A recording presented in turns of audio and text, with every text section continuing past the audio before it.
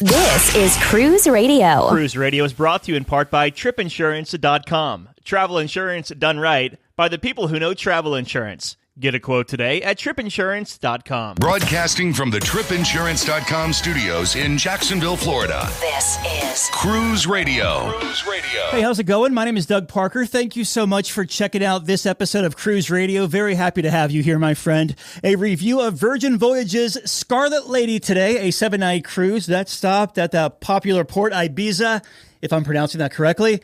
Also, staff writer Richard Sims on deck with Cruise News. Hey, Richard. Hey, Douglas. So we kick things off with a story involving lots of booze and some stolen jewelry. Yeah, this is, every week I get a favorite story, and this week's favorite story is this one, because it takes place on the MSC Virtuoso. Apparently, these two guys got on board, immediately headed to the bar, and began taking full advantage of their drink package.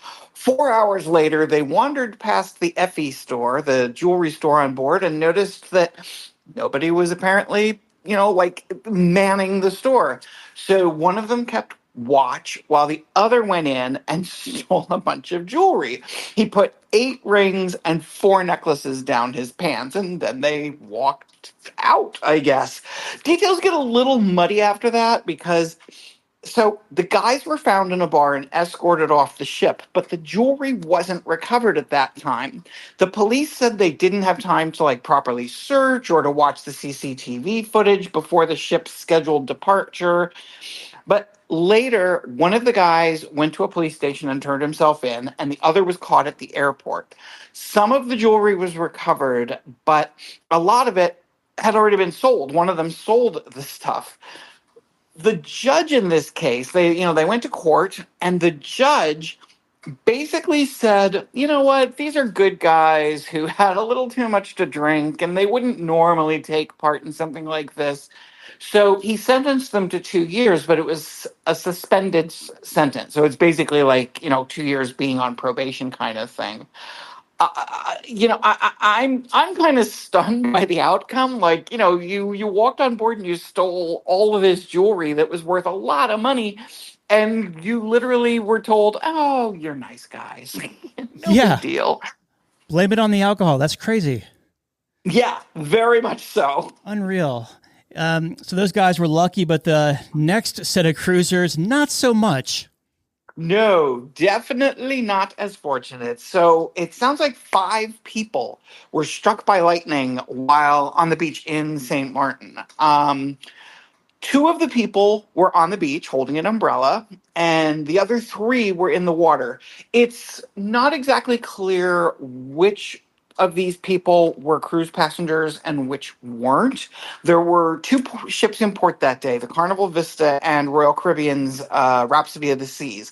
Several of the victims had to be hospitalized. Some of them were okay, but ultimately it is believed that everyone involved will make a full recovery. But, let that be a lesson. If there are storm clouds on the horizon, don't go in the water. It's just like your mom always said, Now, the thing about don't go swimming for 15 minutes or a half hour, whatever it is after you eat, that's a total wives' tale. But going in the water during a lightning storm, very bad. And these people have proven that to us. So we wish them a speedy recovery, but we will not be following in their footsteps. And meanwhile, some new rules are being put into place to help curb crime-related issues at one very popular cruise port.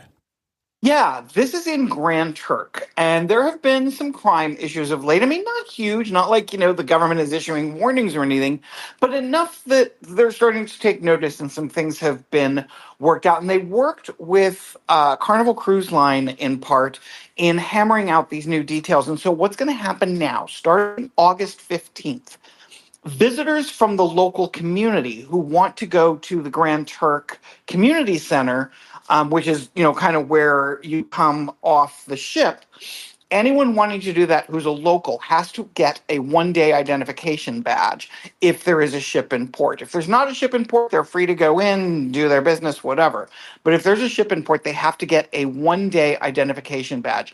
So as I understand this, and I've poking around trying to get a little more information, they would need to get a badge every day.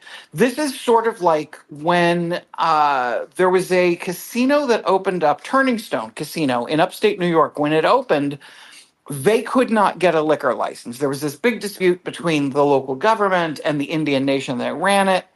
And so they were only allowed to get a daily liquor pass. And every single day they had to send somebody in to fill out the paperwork and get a liquor license for that day if they had an event going on, like a golf tournament or something. This went on for a long time. Now I am happy to report, because it's my mom's favorite casino, I'm happy to report that Turning Stone has a full liquor license now. But this is sort of the same thing. Like if you want to go into the Grand Turk Community Center area and there is a ship in port, you have to get a visitor's badge. And there's a bunch of other rules that go along with this, like visitors who are 18 and older have to provide government ID. Those who are under 18 have to be accompanied by an adult, that kind of thing. But this is all designed to sort of control the number of people in the area, especially community members who are coming in, so that you don't have, a lot of ports, you have that complaint that when you get off the ship, you're suddenly bombarded by taxi drivers or people trying to braid your hair or whatever. This is partly designed to help curb that, to sort of make it so that they have a little bit more control over how many people are in the area and exactly, what they are doing there. So this goes into effect on August 15th. It doesn't necessarily impact cruise passengers, because it's not like my first thought was that cruise passengers had to get a daily pass. And I was like, how the heck are they going to organize that? That's going to be a mess. But it is not that. It is people from the community who want to come into the Grand Turk Cruise Center. And another Carnival cruise port in the news. We're learning details about what visitors to Celebration Key can expect. Yeah, this is the adults only beach club that we're talking about now. So Celebration Key will, like all private destinations, will have lots of family friendly areas, but it's also devoting a very, very large area to what is called the Pearl Cove Beach Club. It's going to be adults only. It'll feature an 11,000 square foot infinity pool as well as a beach. And you'll be able to find a whole bunch of cabanas here. They have cabanas that hold 2 or 3 people, all the way up to cabanas that have 10 people. They'll have some that are by the pool. They'll have ones that are over the water in the lagoon. There's a really big variety. Now, the one thing we haven't really been told yet is exactly how much these cabanas will cost. But if you've looked at how much the costs have gone up at Half Moon Cay for to rent one of the cabanas there, you get kind of an idea. You also get an idea because we now know what it will cost to hang out at the Pearl Cove Beach Club. Because no, this is not an area that you can just walk into for free. This is an area with a cost. How much is it, you might ask? Well, there are 3 different price points. The cheapest is $99.99 per person, which, I'm sorry, just call it $100. We see you. Come on, this is just foolish. But the cheapest price to walk in there is going to be $99.99 per person. That includes access to the area and a drink. Yes, just the one, a drink. So that's what you get for $99. Well, I'm sorry, $100. The second package will give you the same club access, but an open bar with a maximum of 10 drinks. And that's going to start at $139.99 per person. I don't know why they insist on tacking this 99 cents on it. It's just silly. But the most expensive package, if you want to go to the adults only beach and you want to have the full experience, it's going to cost $179.99 per person. And that'll include club access, 10 drinks, and food from, the Pearl Cove restaurant. So again, that does not include if you want to rent, a cabana for yourself or your friends or whatever. That is an additional cost. Yes, there are plenty of loungers and, you can just go hang out on the beach, whatever. But anything over there, you have to pay to access, and that's how much it's going to cost. This is all set to open as of 2025, July of 2025. So start saving now if you want to go hang out with the other adults. I thought we've already seen the fastest Wi-Fi at sea, but apparently there's even faster Wi-Fi at sea. Doug, if you're willing to pay for it, someone will tell you your internet is going to be faster. Yep. Will it really be faster? Only time will tell. But Princess is rolling out. We've seen a lot of the cruise lines have various packages available. Carnival has, their social package that very smartly, it's very cheap and it's very smartly designed so that you can post pictures of your cruise and make all of your friends jealous and make them want to go on a Carnival cruise. That's very, very smart. Princess, up until now, has had the Medallion Net Classic, which was basically a part of your internet package. Now they're rolling out something that is called the Medallion Net Max. And as you might assume, Max means you're getting the maximum internet that you can possibly get on this ship. Top tier internet access. It will, of course, cost more. This will be rolled into, Princess a while back. They haven't gone all-inclusive, but they've got various packages that come kind of close to all-inclusive. And so you can book just your cruise fare, or you can book a package, or you can book a bigger package. And this Medallion Net Classic will be part of the bigger package. So yes, if you want the best internet at sea, if you really need to work, or if you want to stream, or if you've got a family that all want to be on their computers, you're going to apparently want to get the best internet you can. And for that, you will pay a little extra. So there you go. All right, staff writer Richard Sims, as always, thank you, my friend. As always, thanks for having me. Have a tip or a lead on a news story? Let us know. Email tips@cruiseradio.net. A big question we get at Cruise Radio is, how do I know if I need trip insurance? Simple answer. If you're getting on a plane, taking a road trip, or getting on a cruise ship, you need to have travel insurance. Hey, it's Doug Parker from my friends at tripinsurance.com. Not only does tripinsurance.com protect your vacation investment, but it also gives you peace of mind in case anything were to go wrong on your trip. How do they do it? They offer 3 different types of trip insurance policies. Good, better, and best. One policy for every vacation budget. But it doesn't just stop there. They're up to 40% lower when you shop around on other comparison sites. Plus, tripinsurance.com offers 24-hour customer support before, during, and after your trip, online claims assistance, and travel alerts to let you know what's going on at your destination. But find out for yourself. Check out tripinsurance.com. Just back from a cruise? Let's talk about it. Email Doug@cruiseradio.net. Derek just returned from a 7-night cruise on Scarlet Lady in the Mediterranean, and he joins us on the line to talk all about it. How you doing, Derek? Doing great. How are you? Good, bud. Looking forward to hearing your experience aboard Scarlet Lady and, of course, that stop in Ibiza. So before we get to the ship itself, we'll take a step back. You're in the New York City area. What made you want to take this cruise? A friend of mine was having a 50th birthday and wanted to gather up some of his friends and celebrate.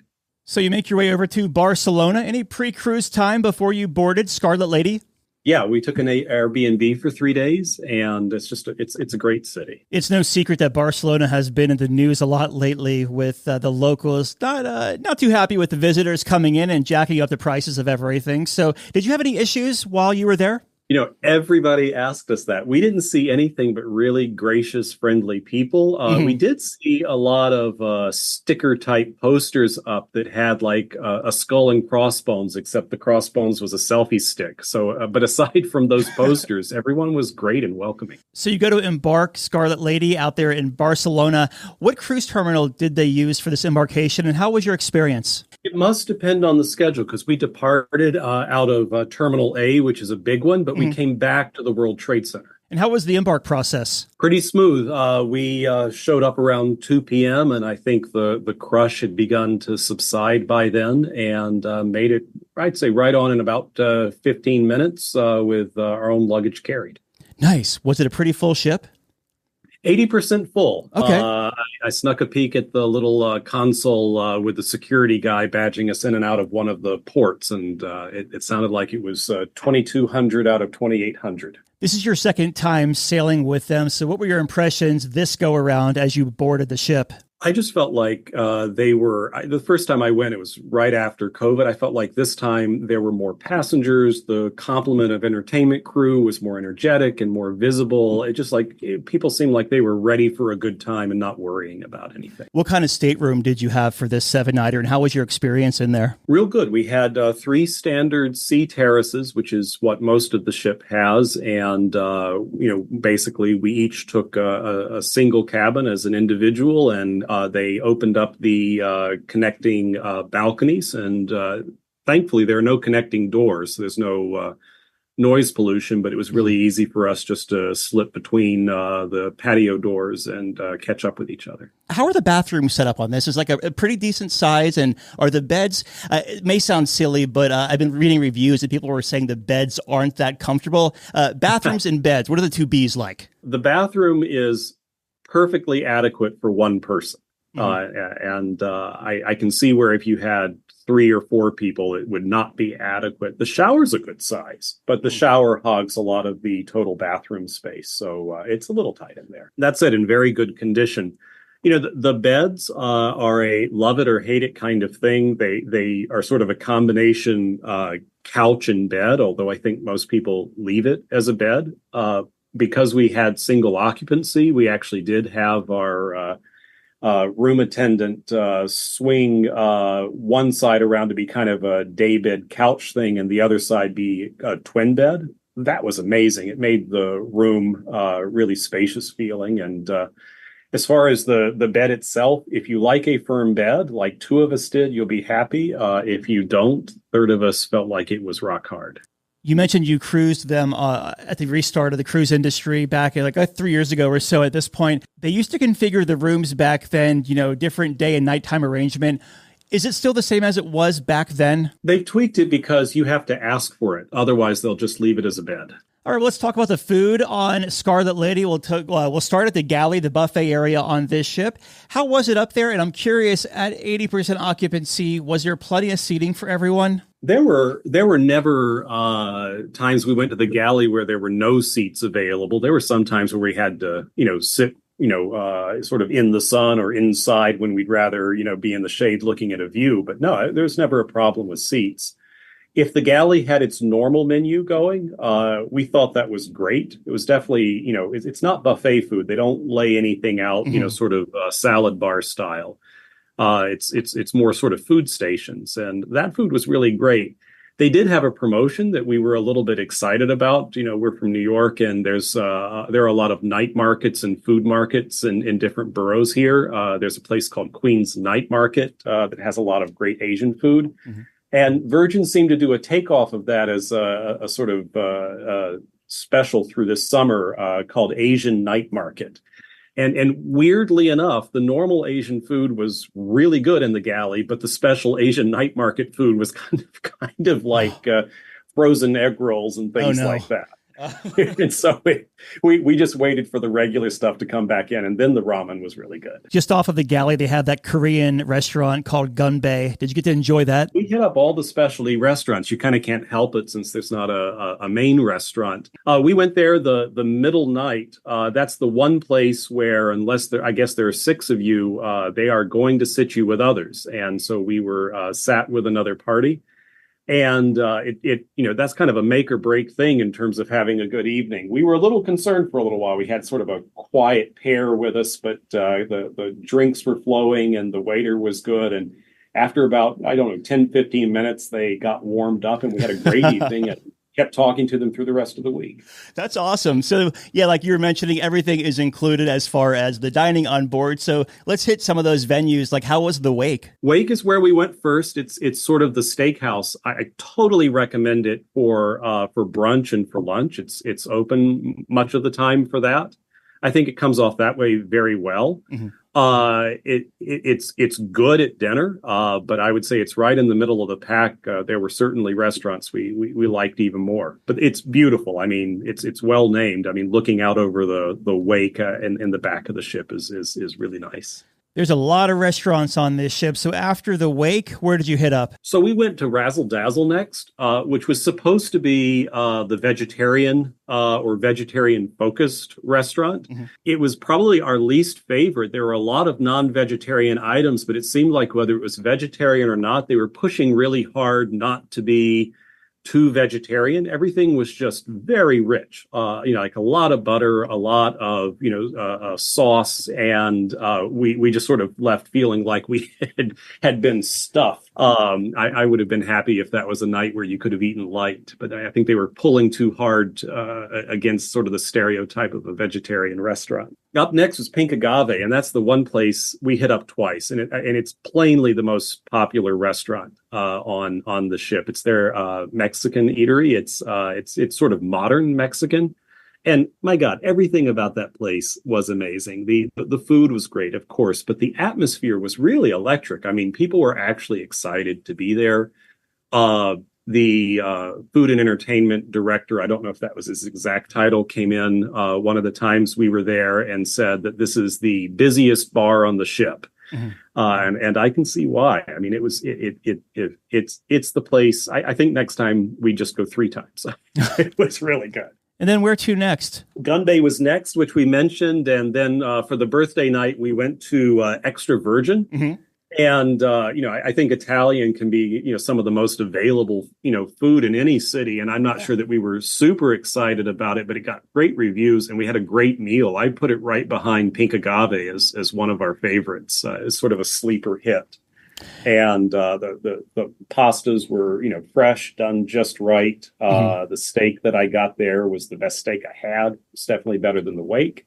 And the drinks were amazing. And since it was a birthday night, those were sort of the featured item on the menu. Since all the dining is included on Scarlet Lady, you said you went to Pink Agave twice, so you were able to eat there again without paying a surcharge? I think if you wanted to go to the same restaurant every night, they'd let you if there was a spot. How about little grab-and-go restaurants around the ship, pizza, burgers, things like that? So there are 2 kinds of grab-and-go. I mean, there's a pizza place. The pizzas are perfectly serviceable. One of us is kind of a late-night, stay up until the dance floor shut down kind of place. He ate most of the pizzas. The rest of us old fogies went to bed by then, but he was pretty complimentary about the pizzas. There's hamburgers, hot dogs, but there are also refrigerator cases here and there through the public areas of the ship where you can grab things in to-go containers. And it can be charcuterie, it can be a sandwich, this, that, or the other. And that stuff was really good. Curious of your thoughts of the test kitchen. Test kitchen was next to the last night. Okay. And, it was sort of like Razzle Dazzle in the food was seriously rich. I mean, we loved the concept. It was sort of experimental cuisine. And I think that, if we had gotten half as much as they put in front of us, we would have been fine. The portions looked small, but boy, they were dense. And we had a hard time making it all the way through the set menu. Yeah, I was going to ask you, because it's a set menu, like let's say you're a vegetarian, could you not go here? Or do they have a set menu for like a vegan menu? Yeah, I think they'll make adjustments if you're vegetarian or have some kind of allergy. And they also said that they had an A menu and a B menu. So I think depending on what night, you might end up with one or the other. But the concept is you sit down and you choose between 2 mains and the rest of it's set. I will say one thing. Test Kitchen has a set of drink pairings, 0 alcohol, a low alcohol, and a regular foolproof alcohol pairing for each dish. We went with like the low proof, and that thing was amazing. I mean, we were able to walk out at the end of it, but the pairings really were smart, and the food made the drink taste better. The drink made the food taste better. It was great. You mentioned the restaurants were included in the cruise fare, but say you wanted a vodka soda by the pool, would you have to pay for that separately? Oh yeah, they're going to charge you. You just scan your wristband. But we all bought bar tabs beforehand, which have a little bit of a discount associated with them, and we made it through that and a little more. So you can prepay and get a bit of a discount. So let's talk about the entertainment on this 7-night cruise. What did you think of it? I thought it was the highlight of the cruise, honestly, other than the ports. I mean, Dual Reality is sort of their acrobatic Cirque du Soleil sort of high concept show. That thing is fantastic. Lots of energy, great performers, just the emotions work. The audience gets really excited. We were sat next to a guy who was so not in the spirit of the show that we wondered whether he was like a ringer, like he was going to get up and like shout as like some part of the show or a surprise or something like that. And we couldn't figure out what it was. And finally, it turned out he was the dad of one of the acrobats. And so all of us were watching the show. He was watching his son defy death. And it kind of explained why he had a different attitude to the rest of us. He's the only one who didn't clap. How does the show work as far as if you wanted to get up and go to the restroom? Because I remember one of those shows, they said you cannot get up at all once the door shuts and the show starts. That is the one show where once you're there, you're there. I mean, and it's, yeah, it's almost like a high school basketball setup, with sort of bleachers on both sides. And they perform just sort of in the space between those two sets of bleachers. What other kind of entertainment did they have around the ship? Well, we went to Ships in the Night, which I think was, sort of their sort of classic stage, show. I think that's skippable. I mean, we enjoyed it, but I would have been happy to miss it too. They had a drag queen, and if that's your thing, you can go see Bingo. You can go see her shows and all of that. We went for Bingo. We ended up going twice. For whatever reason, people go crazy at Bingo, and I think we were more interested in how the passengers behaved than anything else. But that was a fun time. They have a karaoke place called Groupie. And we have one really enthusiastic karaoke guy in our group. And so definitely entertainment. And that was like its own little venue then? Yeah, exactly. There's just sort of a separate section, and they have kind of a small, medium, and large karaoke room for, maybe 4, 6, and 10 people. And depending on your group size, you just sign one out. It's free. That's really cool. You can do it as much as you want. The other thing that we like, because we could, catch up on the day and talk to each other, but still enjoy things, they do a good job of listing exactly who the musical performers are at the different bars. And they seem to be not kind of long-term contract folks, but, performers that are, coming in for shorter terms who seem to have, reputations, wherever they're from. One guy was from Manchester. One duet was from Madrid, and we went and saw them. We had a couple that we really liked, and I think it's low key, but that was great entertainment for us. Just kick back, drink, listen to songs. Yeah, absolutely. How were the deck parties at night or during day, like sail away parties and things? So Sail Away was free champagne flowing and everyone excited, and a pretty good introduction to sort of the feel of the passengers and what they call the happenings crew, basically the entertainment folks. And it sort of promised a good thing. It was clear the passengers were there for a good time. It was, probably a little more than half Americans, and of the rest, most were European, or most were from England rather, and then a lot of folks from Germany, and they were all, kind of reliving their youth, it kind of felt like. And some of them actually were young, and you kind of knew that the parties were going to be good from that. One of us, not me, I think went to all of them and would have been happy, anywhere there's, music and a dance floor. We all went to Scarlet Night, which is the big party. And I got to say, that's pretty amazing. It's like a sort of progressive party. They turned the whole ship out. Even the lights in the cabin hallways are turned red. And you sort of start at the roundabout, which is the central atrium. And there are just performances that take you from, one, trivia thing to another sort of weird storytelling thing. And you end up, up on the pool deck, and I admit that I did end up in the pool in my clothes. Sounds like a great time, and also 3 solid drinking countries right there. Oh, yeah. Absolutely. And I would say that the average age was probably about 55. Okay. And so No, like these weren't frat boys, but this was not a sedate cruise. Sailing at 80% capacity, how were the sea days with crowds and congestion? You might not have the exactly prime deck chair or something like that, but we sort of like to be in the shade anyway, and we didn't have any problem, and everyone seemed to have a good time. And, sort of regret that there wasn't a second full sea day. And strangely enough, the cabanas, which were, very expensive and I thought, didn't seem to offer very much, were plainly sold out. And so, people do spread themselves around. We also discovered another aspect of Mediterranean cruising way up at the top. There's sort of a place called the Perch, and Europeans like to do topless sunbathing, and we went up there for a view of the Mediterranean, and we got more than that. Gotcha. Let's talk about the ports of call on this 7-night cruise. What we'll do here is give us the first port of call after Barcelona, give us your highlight, then you can move to the next one. Sure. We started out at Marseille in France, and strangely enough, we had all gotten an email saying that the Marseille call would be canceled, and they didn't give any explanation for that. But clearly folks complained, and they emailed back a couple of days later saying Marseille is back on the itinerary. We just decided to walk around the city, and honestly, walking around, you kind of had a feeling why Virgin might think about avoiding it. It's a slightly dicey city. It reminds me a little bit of maybe Inner Harbor, Baltimore or something like that. Things to see and some beautiful spots, but you're watching your back even in broad daylight. Wow. And so we spent a couple hours walking around and got back on. And then what was next?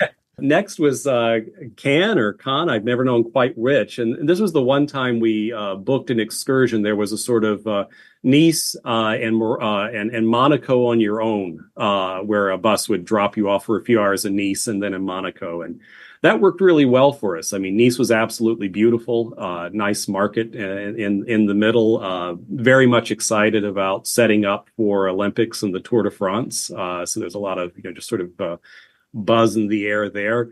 And then Monaco, we went from the palace, which was beautiful to walk through, to the car collection there. They have the Formula One races, there, right in Inner Harbor. Amazing car collection museum. And then to the casino. And totally recommend the casino. As long as you have your passport with you and you're not too shabbily dressed, it's very impressive, and they know how to suck the money out of your wallet. It's an enjoyable few hours. And then after Monaco, where'd you go? So then we had our sea day, and after that was Palma de Mallorca, a Spanish island, and our guest of honor is a huge tennis fanatic. And so we went right in on the commuter rail to the center of that island to where Rafe Nadal grew up and now has a tennis academy. Mm-hmm. And that was fantastic to see. I mean, you got this, beautiful little ordinary village with this fantastic, world-class tennis academy attached to it. And you just kind of have to imagine that's living, like not only are you like one of the world's great, champions, but like you bring home the bacon to your hometown that way. So it's good to see. When you jumped on that commuter rail, did you find it fairly intuitive, for everything to get there? I absolutely. That was a class act and really convenient. There was a port bus that circulated. It dropped you off right at the main terminal of the commuter rail, and you had several directions you could go pretty quick over that island. What is it? There's a palace or a castle or something right there, right? Absolutely. Yeah. I think a lot of people headed towards a cathedral and palace that are sort of adjacent to each other that you can really see coming on the ship, and they're fortress like. They probably were a fortress, in reality back in the day, and they make a beautiful picture. We just didn't have time to go because tennis dominated everything. Sure. How many hours did you have in each port approximately? Is it normal? Usually 12. I mean, the exception is coming up, but it was a good, generous 12 hours. I can't wait to hear about Ibiza. How was it? That's what the whole itinerary is built around. So you show up the next day in the evening in Ibiza, and you spend the night there. And you don't leave until early the next evening. So it's an overnight in Ibiza, and I think that's the that's sort of the calling card of the whole itinerary. So you pour yourself out into whatever nightlife you want, and for us, it was going up into the old town, which is just exceedingly beautiful, and finding a place to sit outdoors, eat well, eventually sort of climb further and further up until you get to the cathedral that looks out over the whole thing. You can look back at the ship a couple of miles away at the port they go to. And Virgin runs free shuttles all night, from town center to the ship, and then the next day we went back out again, and we sort of enjoyed more of the sites. There's some good little museums and archaeological sites, and we didn't necessarily need to get into the crazier nightlife, but it's all around you even in the morning, and so you kind of you get it whether you want it or not, and it didn't seem at all threatening. It was just kind of exciting and fun. Let me ask you this about Ibiza. Since you're there overnight, let's just say you're out having a good time and you're like, you know what, I'm just going to get a room at the Hard Rock Hotel here or whatever. Could you do that, or did you have to go back to the ship and then sign off the next day to go back into Ibiza? You did not have to go back to the ship, and they made that clear to you. I mean, there were people who were going to some of the sort of famous nightclubs like Pasha. And I don't know if they got a room at the Hard Rock or anywhere. They may have just, partied all night and crashed when they got back to the ship the next day. Yeah, 100%. So after your 2 days in Ibiza, you're back to Barcelona?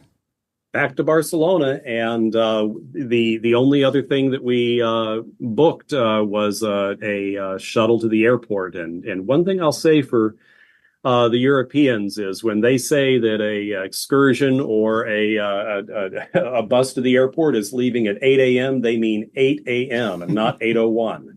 But as long as you're someone who does show up on time, that's great to see. I find it really frustrating to wait for people who straggle and don't notice the time. So we were on the way to the airport at 8. Yeah, I was actually talking to a friend the other day, and he was telling me about the pier runners on his ship from Cozumel. I'm like, these people would never make it in the Mediterranean. They would all be left because the ships are so prompt and leave on the dot. Everyone does. The tour operators and everything. They'll leave you. They don't care. The tour guide who helped us with the bus to Nice and Monaco was this very, very sweet older French lady, and she seemed about as gentle and low key and relaxed as they come.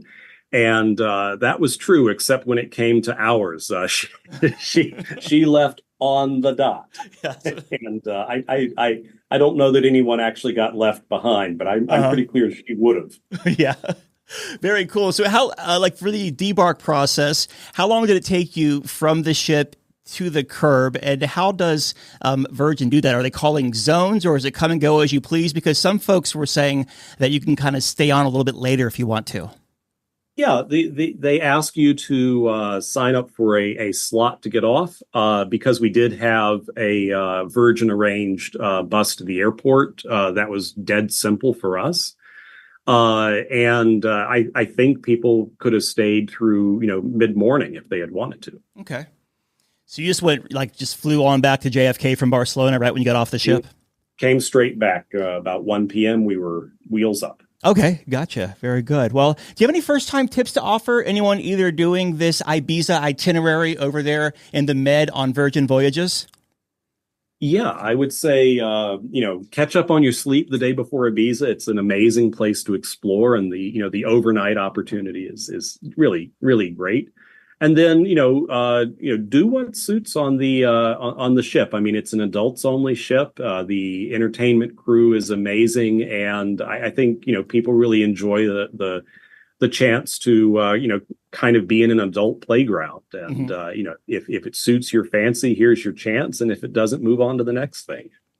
I'm curious if you have any tips for someone who might be concerned about jet lag between the U.S. and Europe. Stay 3 days in an Airbnb before. Yeah.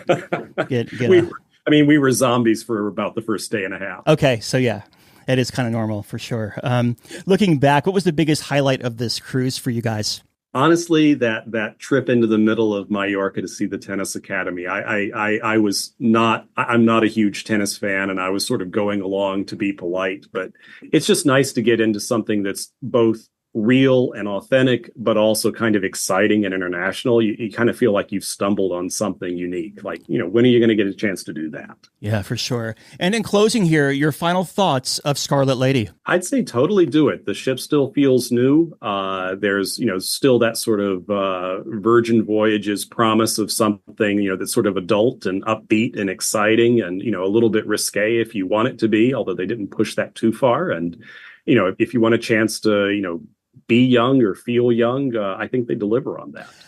Before we hop here, I do have one more question that just came across my mind because I received a listener email last week about this. They're in their 50s and they are kind of skeptical of sailing Virgin Voyages because they're more modest. Could you have that kind of personality and be able to have a great time on this ship? I think totally or almost totally. Mm-hmm. Right. I mean, the fact is, it's clear that this is a corporation that understands that there's a line. Yeah. And what I would say is they're frank about being an adults only trip. Mm-hmm. Right. So, they're not going to do it the way I suppose Disney might do it. Yeah. But it's also clear that they hold the line on things that are risque or raunchy, mm-hmm. or off-putting. And, I think the best example of that was Drag Queen Bingo. Mm-hmm. I mean, you might think going into that, okay, people who go to bingo, they kind of know what they're in for if they want that, and it's going to be no holds barred. And that's not the case at all.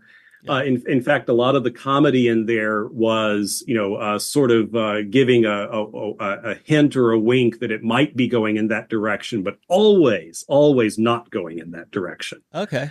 And so, if anything, the joke was that it stayed clean. Great context there. Thanks, Derek. We've been talking with Derek about his 7-night cruise on Scarlet Lady over in the Mediterranean with that popular port of call Ibiza. Thanks again, Derek. Thank you. And thank you for your podcast. All right, Dougie, let's see what we got for you, buddy. Cruise Radio is produced at the tripinsurance.com studios in Jacksonville, Florida. Get cruise news, ship reviews, and money-saving tips every Thursday on Cruise Radio. If you've enjoyed this episode, please subscribe to the show.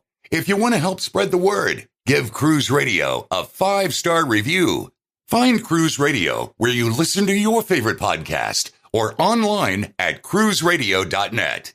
I'm your announcer,